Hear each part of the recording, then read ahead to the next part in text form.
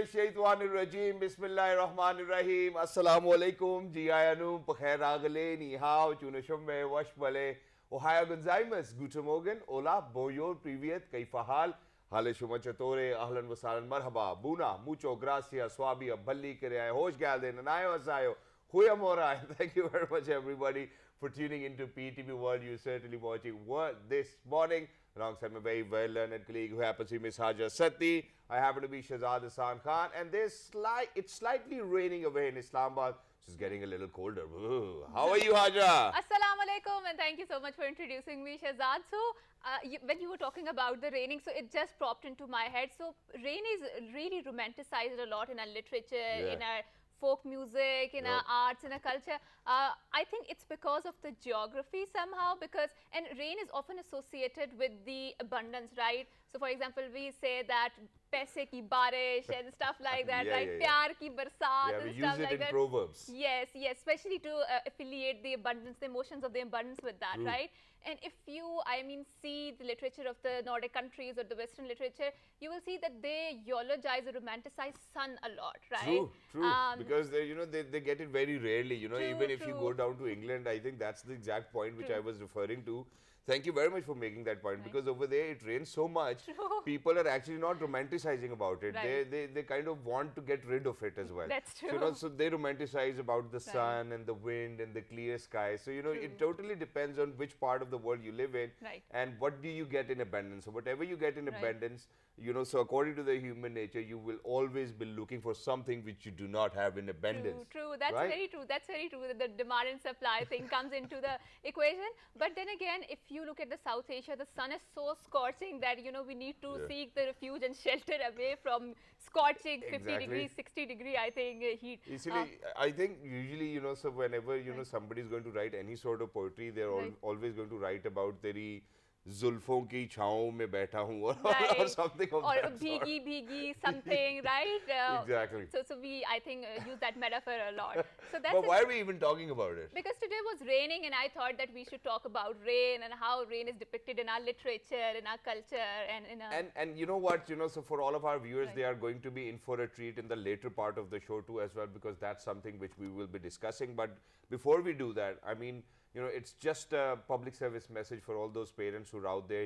Kids these days are getting very sick, and it's because of the fact that we are not really kind of concentrating on the need to wear slippers while walking around the houses, even for toddlers. And since I have toddlers at my place, alhamdulillah, so, I've seen it from my own eyes as well. And then no matter how much you kind of ask your wife to do the chores, or probably, put on socks and slippers, she's going to look at you the same way. Hey, you know what, you can do that too.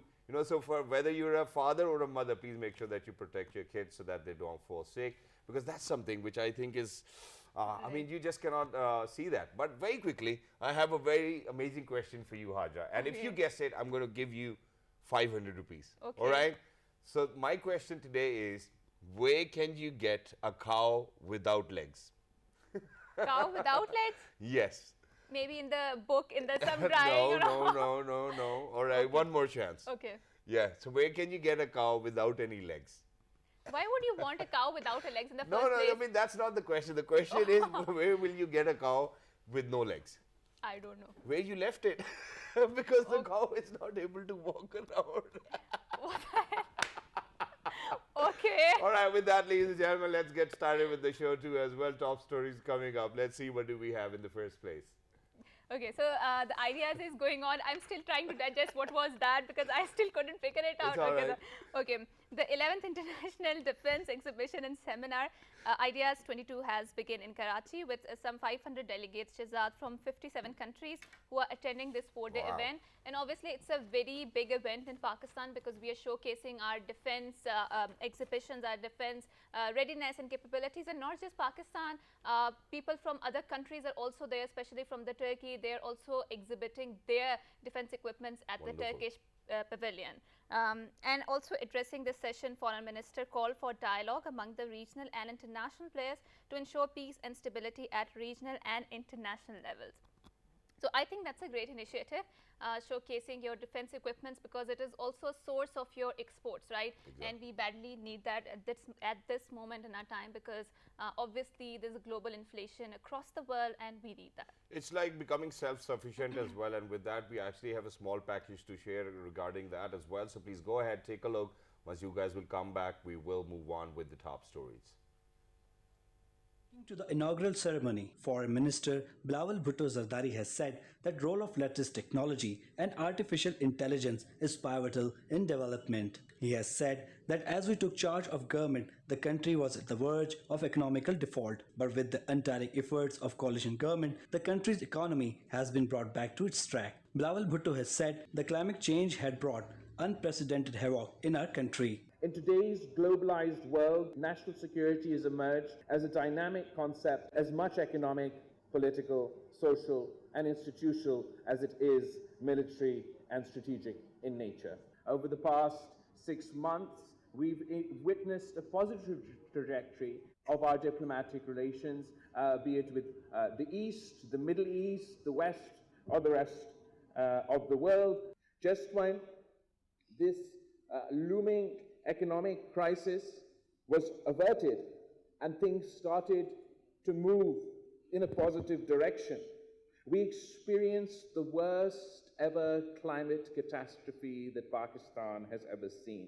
Bilawal Bhutto Zardari has said that our diplomatic relations are gaining strength day by day. There will be no substantial peace in our region until the Kashmir issue being resolved under the guidelines of UN resolution. Speaking to the occasion, the Federal Minister for Defence Production, Mohammad Israr Tareen, has said that more than 500 delegates' participation in the exhibition reflects the success of Ideas Expo. Addressing the gathering, the DG of Defence Export Promotion Organization, Major General Muhammad Arif Malik, has said that our defence products meet international standards. After this, the Foreign Minister Bilawal Bhutto Zardari officially inaugurated the 11th Ideas International Arms Expo. He then visited the different halls.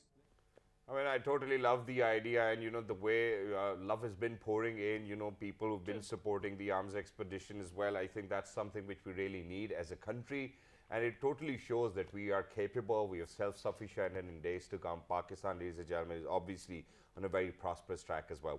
With that, right. Haja, there's always going to be an argument, people will end up accusing you, abusing you. How do you want the society to be? I think this problem, I would say that it has been exacerbated by the social media, because everyone has the leverage to type anything on that. So I think in order to counter such sort of narratives, we do have International Day for observing the tolerance, yes, right, Shehzad? And we observed it today every year, and the idea behind it so that the people could observe and really focus on having more tolerance for other people's ideas, behaviors, respecting it. And I think we are quite often hearing this term that I agree to disagree with you, right? Yes. So I think this also shows the civility in the conversations, in the debate, which we badly need nowadays. And it is also being observed across the globe, including in the Pakistan, especially to educate people about the need for the tolerance in society and to help them, Shehzad, understand the negative effects of intolerance. Exactly, and Haja, in addition to that, the day is specifically recognized to educate people about the harmful consequences of intolerant society and its impact on the nation. And the United Nations General Assembly adopted resolution proclaiming November 16 as International Day for Tolerance back in 1996. So for all of those people who are having a bad day, for example, if you're having an argument with your boss, probably with a sibling or with your wife, today, since it happens to be International Tolerance Day, please make sure that you're being tolerant towards each other. That's a humble step. It's just like throwing a pebble into the water, getting that ripple effect back, so that, we kind of start to reflect on that as well. And we really need to make a conscious effort in making sure that each and every individual out there is safe from at least our tongue and hands. True. And that is hadith also, right? Yes. That's That's wonderful. why I said it. So Shehzad, you are super into sports, right? Yeah. So and I believe that you're aware of the fact that the FIFA World Cup is going to be held in Qatar, and Yes. there's a lot of, I think, narrative and a lot of talks regarding the FIFA World Cup, and I think Qatar is taking extra steps to make sure that they manage the event wonderfully, Exactly. right? And while we speak about the management of the FIFA World Cup, ladies and gentlemen, the best part is that Pakistan Army is making us proud because they took over the security for the FIFA World Cup as well in Qatar. and that's something which we, will not help us be calm. I think we're very proud of our Right. armed forces. Right. But in addition to that, imagine, listen to this. Qatar unveiled world's largest football boot Right. days ahead of the start of the 2022 World Cup in the Gulf country. The boot measures in at around 7 feet tall and 17 feet long. I think I can live in it. Yes, fans gathered at the I think Qatar. it's tall, right? Then you. Yes, it is. I mean, I'll get at least half a feet of place, half a foot of place to, kind of surf somewhere in that boot as well. But fans gathered at the Qatar Cultural Village for the unveiling, filming with their phones as musicians played traditional music. And huge flags of participating nations at the tournament adorns the area. A number of fans praised the atmosphere ahead of the tournament's kickoff this Sunday when host Qatar take on Ecuador. Wow. Wonderful. So, who do you think is the favorite team to win? I mean, this will be too early to say. Okay. Let's get started with the World Cup first, and then we'll see that, okay, which team certainly looks like as if they're going to get it. Because usually Right. what happens is that the players who actually play within the clubs Okay. are not really most of the time willing to play within their national teams as well. So we Really? really need to kind of Interesting. take a good look, because the national team setup is very different from the Okay. club's team setup as well. And since I'm pro cricket, so I'm not very well acquainted with football too as well. I mean, every time if I'm going to get a chance, I think I'm going to watch cricket. That's Wonderful, what it is for me. And there are a lot of football fans out there, and I'm not disregarding them. It's just that, I'm building that habit of watching football now as well, because Wonderful. sports have a lot of similarity amongst each other. True. So you learn quite a lot. So if I want to be better at cricket, I need to learn from the athletes of football. So that's something which I'm keeping in mind. Shahzad, there is this joke about the England because they invented the football and they also invented the cricket. That Yeah. they invented it, but then they forgot to play it because they're constantly losing. No, but this joke cannot be real, because imagine that England as of now happens to be the white ball champion for one day international as well, and then T20 international as well. And the same is true for the football also. I mean, not with the football, but they might Okay. have won the World Cup previously. I'm not Okay. really sure about it Okay. as well. But without any further ado, I think it's about time that we move on to our wonderful guest over here. So, Hajra, every single day as Alhamdulillah, Shukr Alhamdulillah, as celebrities, as public figures, we post a lot of pictures. True. We post a lot of content on Right. Instagram, social media, I mean, Facebook, Twitter, elsewhere, without knowing what the repercussions can be, without knowing how those images and videos of, for example, if I as a father posted a picture of myself, alongside my daughters, I would always put emojis onto their faces Right. so that nobody can utilize it. It is then at the same time in between somewhere we've heard these stories, whether how, people recognize your kids and then God forbid, somebody can kind of kidnap them as well because they can recognize. You check in, for example, I went to a restaurant over here in Islamabad, I check in, and if there's somebody who needs to follow me, he simply needs to go to my check-in and then he or she can actually True. pop up at the same place. I think data privacy is a real concern and it's the biggest casualty in the start of this century. In order to have a more elaborating discussion on how to protect yourself from such kind of intrusions and the data privacy, we are very glad that we have been joined by Mr. Kaisar Ansar Kasana, who happens to be data privacy and cyber security research analyst. Assalamu alaikum and thank you so much for coming to our show. Walaikum salam. Thank you for having me today. Wonderful. so So starting with the data privacy and the security, the intersection of it, how do these two concepts intersect each other? Your comments on that? First of all, we need to understand why data privacy challenges are one of the biggest challenges of the world right now. So as if we look up the stats, for particular for Pakistan, the internet users in 2021 was 60 million internet users. That's it? And in 2022, that numbers rose to 60 million 80 Pakistan. million Pakistani Yeah, internet thank you. users. So when we are using internet, basically a stream of data from your side to different top social networking apps and different, your email, your email app, your social media, Instagram, Facebook, and different type of social apps. You basically post data, and that data stream is basically you have a profile on each of that platform basically. So when it comes to data privacy challenges, the most of the issue is when first of all I have to segment the internet users. For example, if Pakistan has 80 million internet users, I will segment the internet user based upon their knowledge about internet and how to use. So usually the expert and researchers segment it into three phases. Like the first phase is those who don't know about internet. They just use, okay, they install the WhatsApp and they are actually asking their kids, their friends, and how to use it, the WhatsApp or Facebook. And the other segment is they know little bit about it, but they are not expert of it. But they are just educated person, just install Facebook. Okay, they are looking for guidelines and different type of blogs. Okay, how to use Instagram, Facebook, how to post things. And the third one is the users basically they know about internet or they know about what they are doing, but that number is quite low when considering about the total number of internet users. Basically, when we talk about the second type and third type of the internet users, the major victims of internet are those they don't know. Like usually when you use Instagram of any other app, you basically the OTP codes and different codes to log in and secure your account. So basically, right now in today's major concern of the data privacy breaches are basically people don't know you received a URL to register for PM scheme or any other scheme. You just add your data, and that data is basically used to in later on they will blackmail you about your social security numbers, your personal identification numbers, your credit card numbers, your CVT codes. I mean anything can actually go haywire as well. But there's another type as well, where the spouses are looking for your password as well for the data privacy breach, and he's even smiling for that. And that's a breach which I don't think anybody can protect themselves from.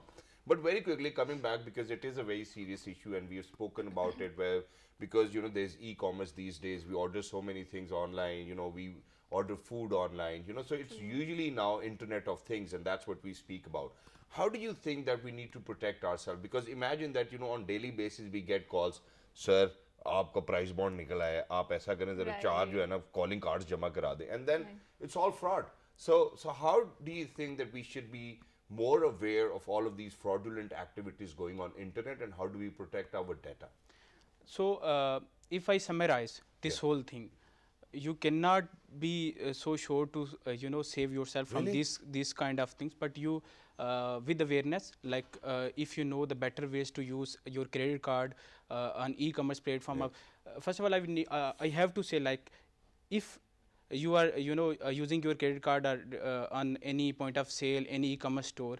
So e-commerce store, if you are using on some of the renowned e-commerce stores, that may not be case of your credit card breach. But if you are using to any website or any point of sale where you are not sure about, like either your credit card information is safe or not, you should be careful for that one. Another thing. So how do we identify, because that's the problem.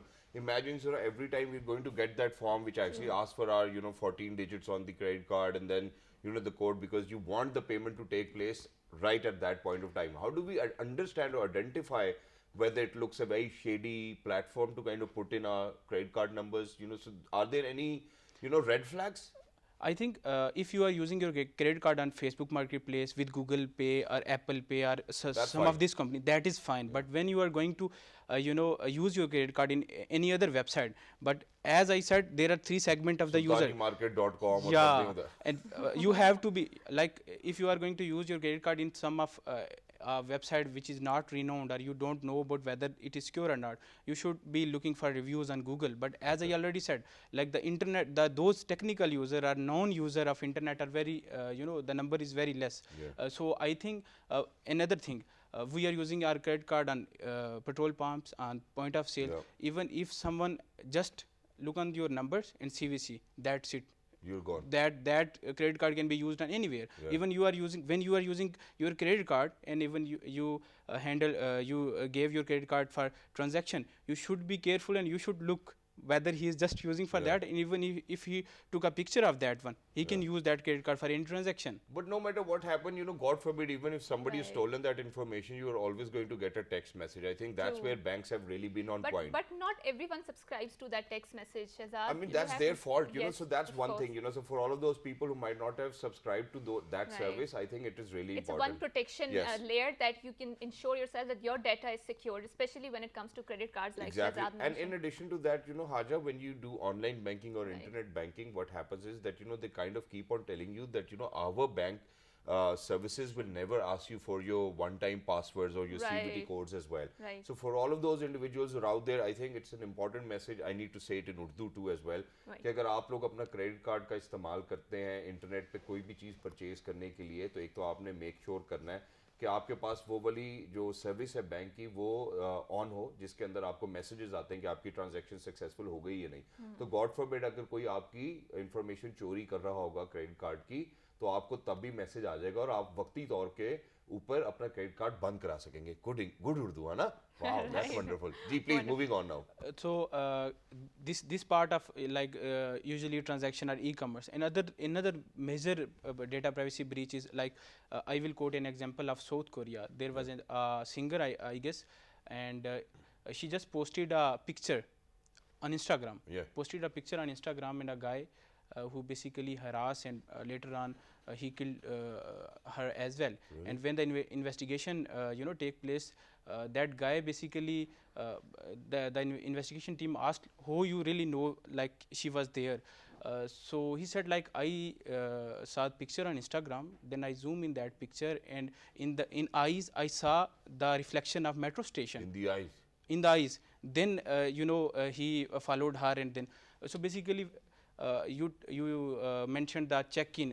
Yeah, Shahzad mentioned that, mentioned the yeah. check-in and so basically if we are using social media and we usually post like check-ins and also post pictures. So today's our cameras, the resolution is very high and even there was a movie on Netflix. I don't remember the name of that movie. Basically, a person just took the thumbprints from the stairs and then he used for the to unlock the locker. So basically we should be careful about these things I mean, as well. they're Like so much sophisticated Yes. nowadays, these hackers or whatever you want to call it, the bandits or whatever, that Yes. they're using such sophisticated methods to, I mean, what do you call it, that your data is not secure anymore, right? So how should organization approach the privacy, and is there a culture of privacy ingrained in the organizations? If not, then how should they approach that?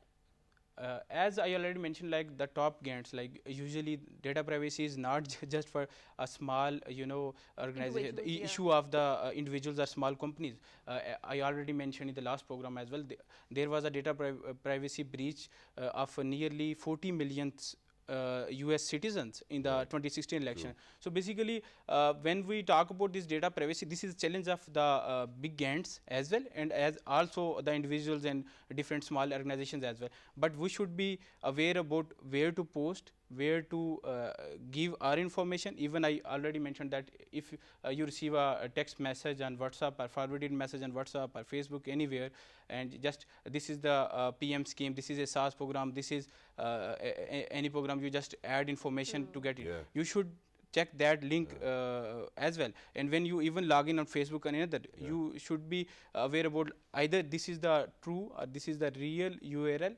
So basically, if you post your information on any of the URL, you said you will receive those calls from Jido Pakistan and other, True, the news those scams to this is your, and as I already mentioned, there is three segmentation of user. That the first segmentation, which is not aware about the internet, there are regular victim of this one. They usually compromise their WhatsApps, compromise their Facebook accounts or Instagram accounts. Basically, they said you have received a code, just send us, and then you will receive that. Exactly. And in addition to that, thank you very much for making us aware about that. In addition to that, we have seen a rise in cases of such sort where, for example, if I made a family video, alongside my daughters, my parents, and all of a sudden it's out on the internet, even though I wasn't the one who's actually uploaded it. And it has been on a rise. It is a rising trend that there's a lot of video leaks and then audio leaks and whatnot. How do you think that we can protect ourselves? Do you think that the only solution is to not make such videos, or then not keep it in the cloud, just keep it in the phone? How do we do it? Shahzad, coming to that point, like you must be aware of the deep fake. So basically, even if you have not made the video, you can be a victim of that such Those kind of videos. video, because our audio, because with deepfake technology,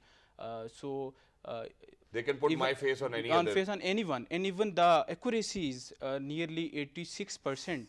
and that is something like a normal. Right, very quickly, we're going to come back to that. But ladies and gentlemen, since we're short on time as well, but thank you very much for being with us. You know, it was wonderful to be in conversation with you. Thank you. We would certainly want to explore more on this area, inshallah, in the coming days as well. As of now, we need to head out towards the short break. Don't go anywhere. When you guys will come back, we will really make sure to kind of talk about folklore.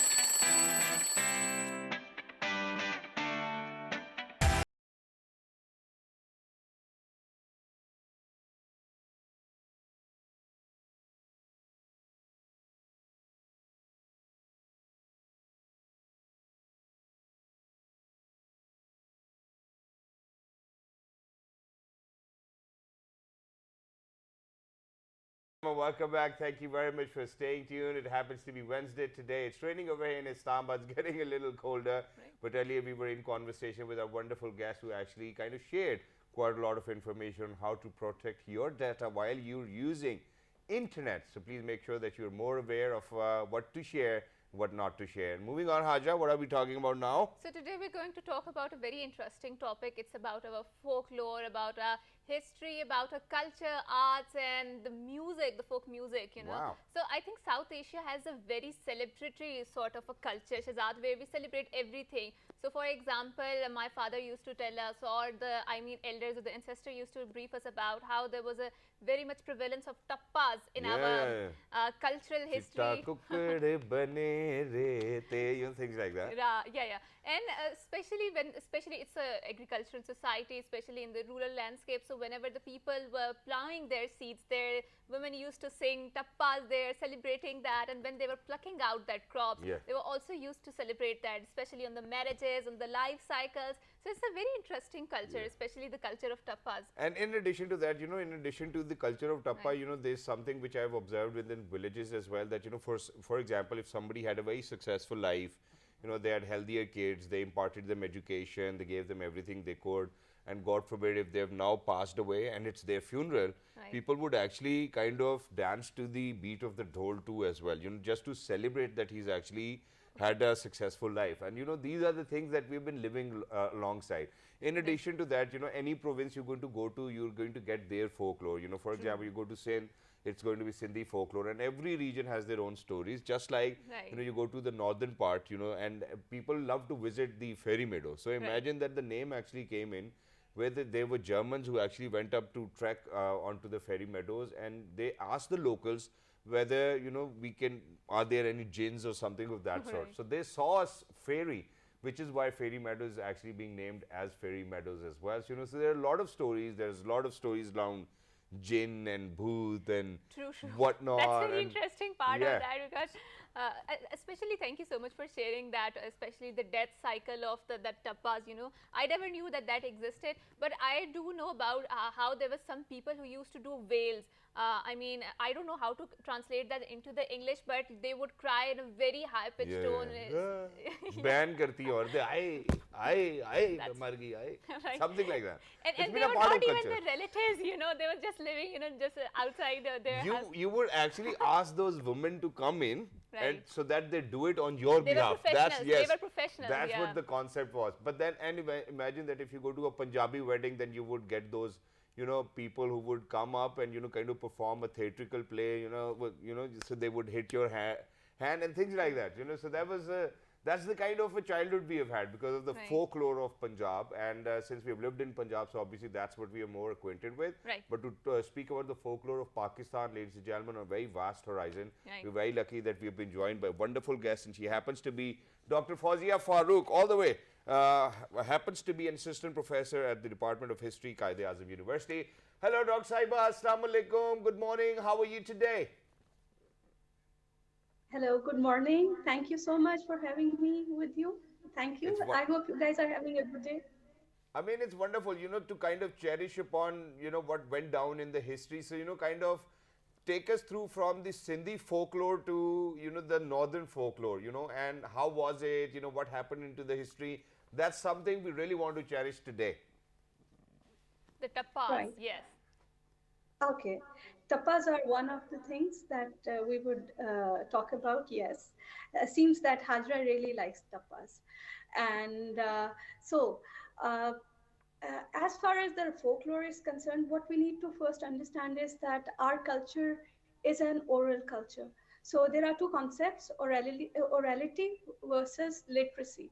So in certain cultures where there is little tradition of writing, people actually speak out and they say things and they memorize them, and this is how memory transfers from generation to generation. So there are folklores, which are stories, Sahiba, there are just a folk second. If songs, there is somebody is folk listening us in poetry. the MCR, please can you raise the volume? Oh, sure. Ji. um, uh, uh, am I audible now? I mean, you are audible, but I think that the speaker volume in our studio is just a little lower, so I am requesting my team to please raise it up. Yes, please go on. Yes. So, what we are talking about when we talk about the culture of the folk is the culture of the common people. And we are talking about the culture that actually people of our region had for centuries. So, one concept to keep in mind is that there are two things: one is orality, and the other thing is literacy. So knowledge is either transferred by writing, which actually means literacy, and the other one is orality. So whatever stories of past South Asia has, they have transcended or came down to us, uh, have been done through oral stories, which are folk stories, folk tales, folk sagas. Then there is poetry. Then there is poetry that has been sung through music.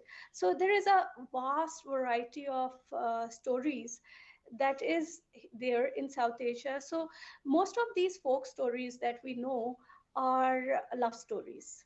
And when we talk about these love stories, they have layers and layers of historical material, that is material about economic history and material about cultural history. So yes, in the first layer we actually come to know that this is how people, it is about emotions, like how people felt about each other, how women were, how men were, how they were in love, such as if we take the story of Heer Ranjha or Sasi Pannu or Soni Mahiwal. So these are our folk tales, folk stories.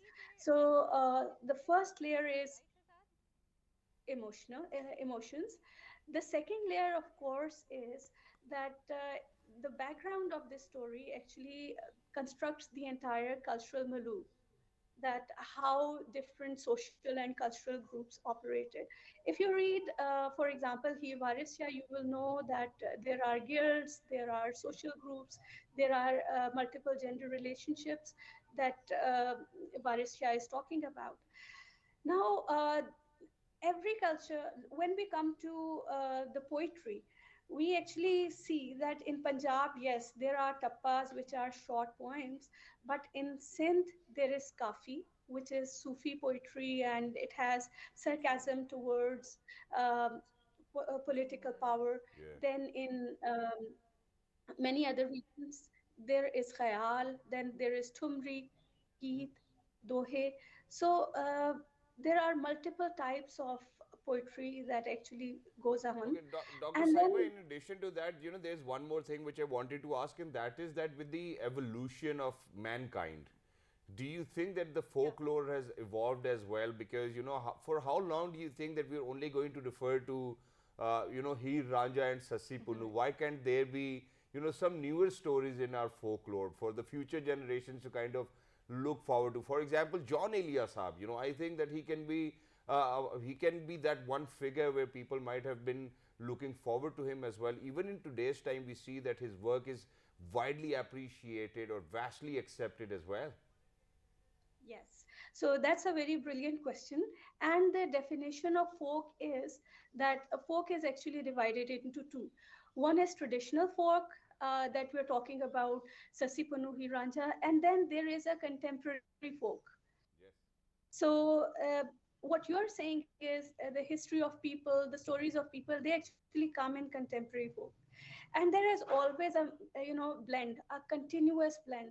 Whichever story you read, or whichever story you hear about the past, that has something from the present. And whoever is telling, there is always a new flavor to it, a new blend to it. So folk always has these two things.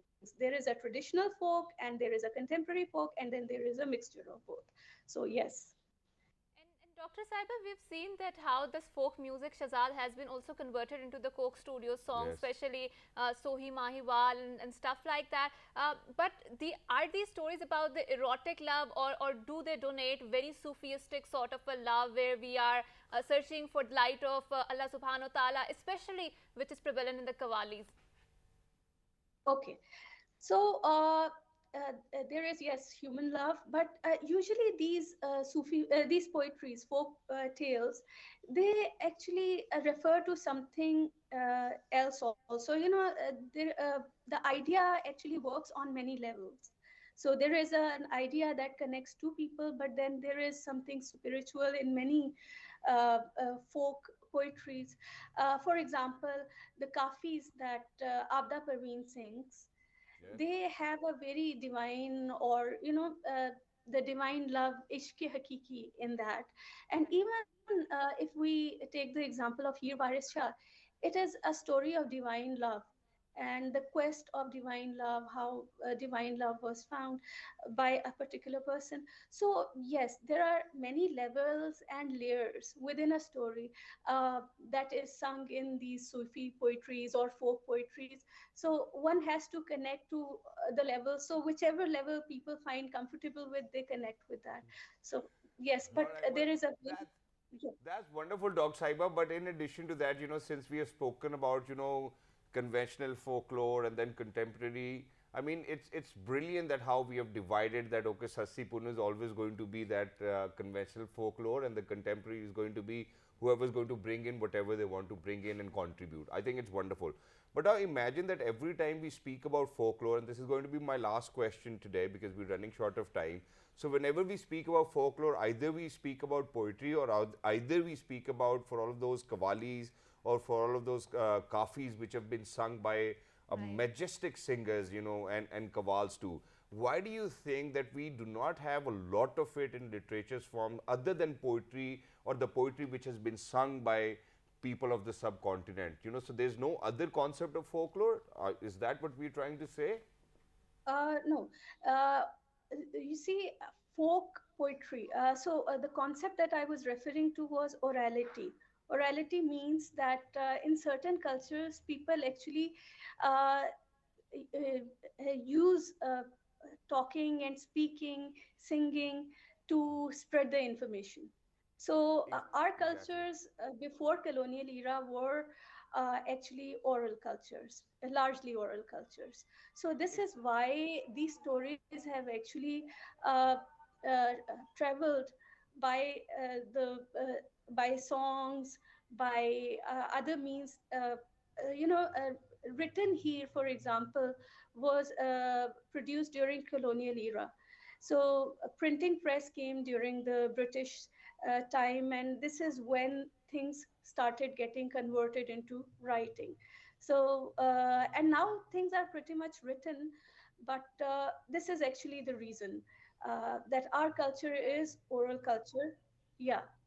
And Shahzad, also adding more to this conversation, there is anonymity associated with these tappas because you really can't trace who was the author of that or who actually composed them. And I think, according to one of the research that I read, it was passed from generation to generation, and it can be traced back to the Indus civilization. It has such a huge and such an old history when it comes to that. So thank you very much, Dr. Saiba, for being with us. Lovely to be in conversation with you, and inshallah in future we'll certainly be getting in touch with you too as well to speak more about it. Once again, bahut shukriya and a very happy good morning. Thank you very much. But very quickly, Haja, you know what, if we are speaking about it, I still remember how my nani, so my grandmother and my dadi, they, whenever they used to converse, they used to use poetry to converse. Wonderful. For example, if I am to say to you that, हमें किसी की ऊंचाई से क्या लेना, हम अपनी गहराई में मुकम्मल हैं, what would you say? So, for example, somebody went to John Elia and they said कि आप हमसे मिलने आइए, बैठिए, हम उनको बुला के लाते हैं. So things like that. I think that was the best part of my childhood, to be very honest, where I saw my grandparents in between, conversing and using that poetry. And I mean, that's something which has been a part of our folklore. That's wonderful, and I think, Shahzad, we are really short on time. So until next time, it's a goodbye, Allah Hafiz, and good morning. Good morning.